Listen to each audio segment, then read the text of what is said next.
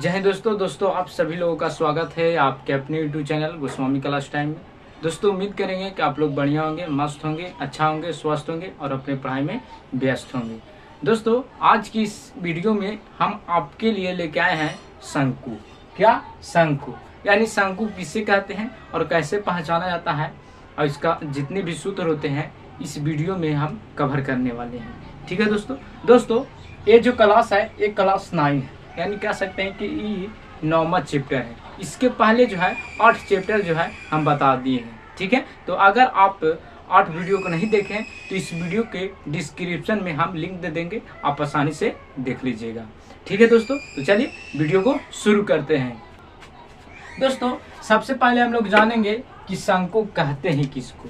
सबसे पहले आपसे कोई भी पूछ सकता है कि शंकु किसे कहते हैं, क्योंकि कोई भी किताब के जब चालू करते हैं चैप्टर तो चैप्टर के सबसे पहले जो ऊपर में हेडिंग होता है उसको सबसे पहले पूछा जाता है। ठीक है, तो हम चालू कर रहे हैं शंकु, तो शंकु आपसे सबसे ज्यादा पूछा जाएगा कि शंकु किसे कहते हैं।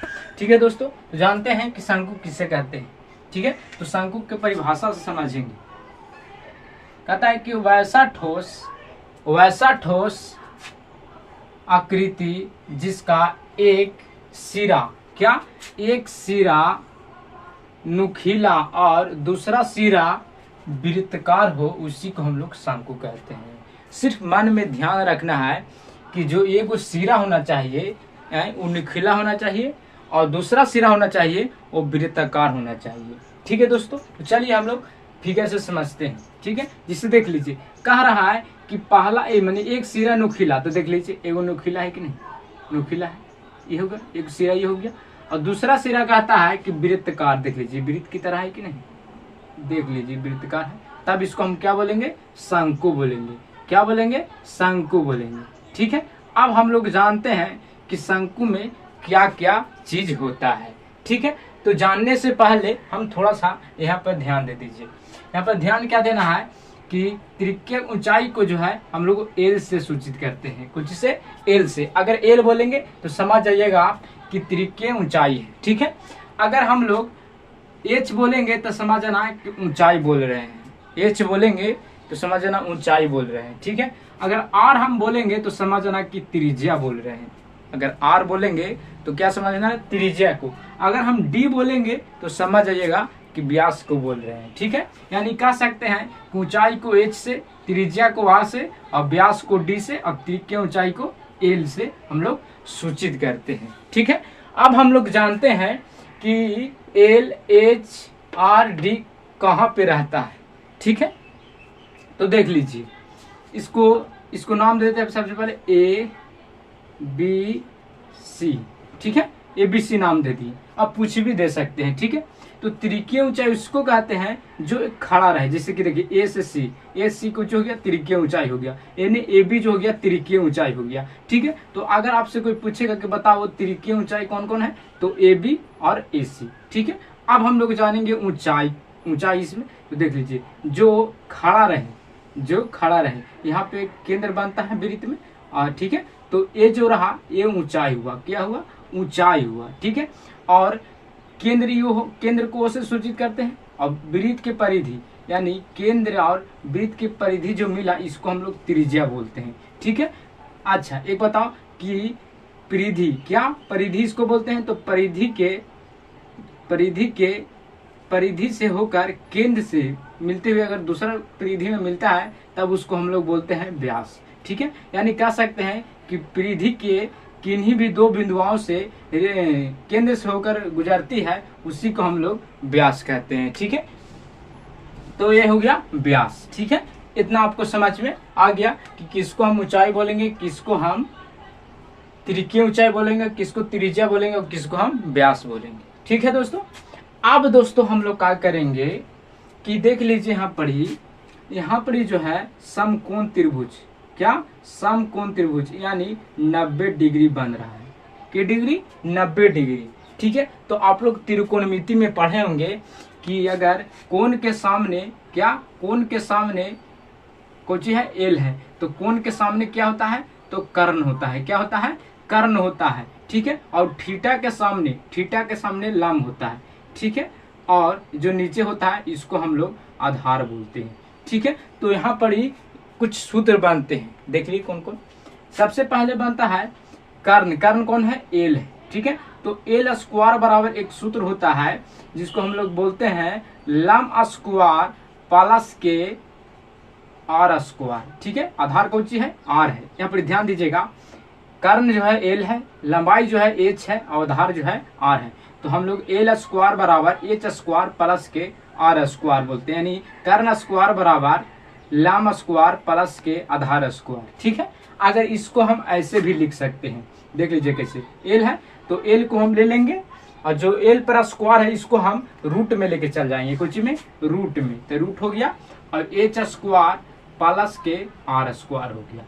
ठीक है, अब दूसरा सूत्र यहाँ पर ही बनता है, कर्ण तो निकाल लिए, अब हम लोग निकाल लेते हैं लम यानी एच स्क्वायर निकालेंगे तो क्या होगा?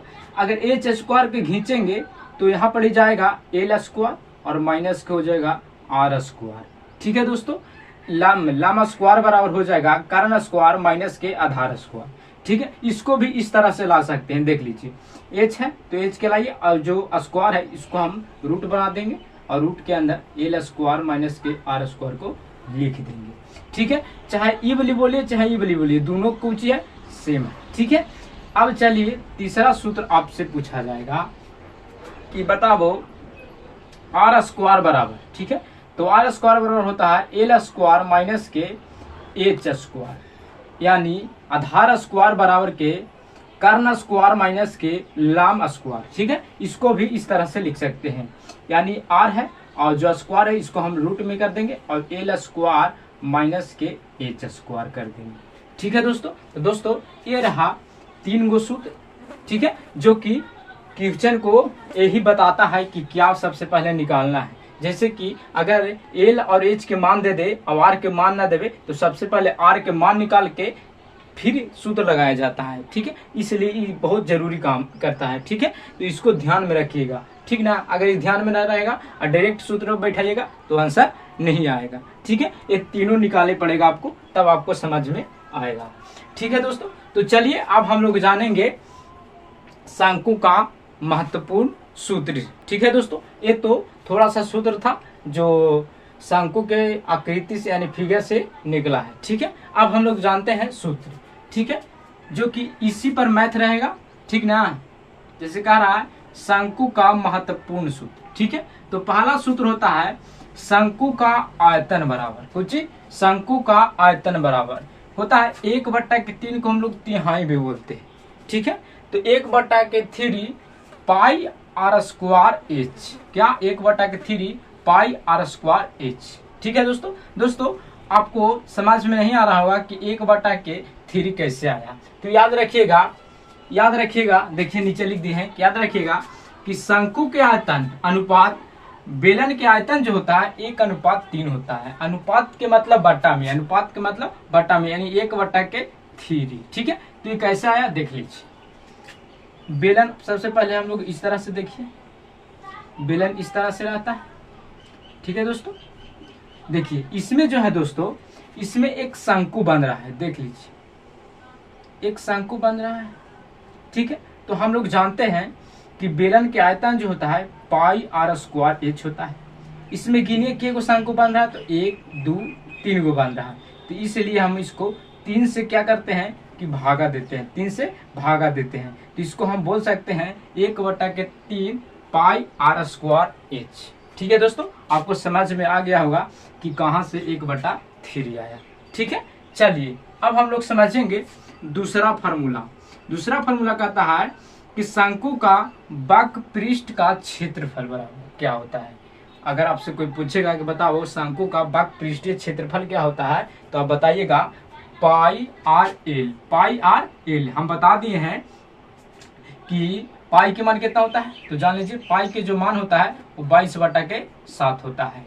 पाई के मान कितना होता है 22/7। आर हम बता दिए, आर क्या है, तो आर देखिए त्रिज्या को बोलते हैं। एल किसको बोलते हैं, तो त्रिज्यीय ऊंचाई को बोलते हैं। ठीक है दोस्तों, चलिए तीसरा तीसरा फॉर्मूला आपसे पूछा जाएगा कि बताओ शंकु का संपूर्ण पृष्ठीय का क्षेत्रफल क्या होता है। ध्यान दीजिएगा, अगर आपको से बाक पृष्ठ पूछेगा तब बताइएगा पाई आर एल। अगर आपसे संपूर्ण पृष्ठीय पूछेगा तो आपको बताना है पाई आर इंटू एल प्लस के आर। इसको बोलेंगे पाई आर इंटू एल प्लस के आर। ठीक है दोस्तों। तो दोस्तों ये रहा 3 गो VVI सूत्र, ठीक है, और ये रहा भी 3 गो, यानी 3 6 गो सूत्र होता है किसमें, शंकु में। ठीक है दोस्तों उम्मीद करेंगे कि ये वीडियो जो है आपको अच्छा लगा। अगर वीडियो अच्छा लगा तो अपने दोस्तों के पास शेयर करें। अगर आप चैनल पर नए हैं तो चैनल को सब्सक्राइब कीजिए, क्योंकि हम आपके लिए जो है दोस्तों फार्मूला का सीरीज चालू किए हैं। तो कोई भी वीडियो अगर हम डालेंगे तो आप तक नोटिफिकेशन गिर जाएगा, आप आसानी से देख लीजिएगा। ठीक है दोस्तों मिलते हैं अगले वीडियो में। धन्यवाद।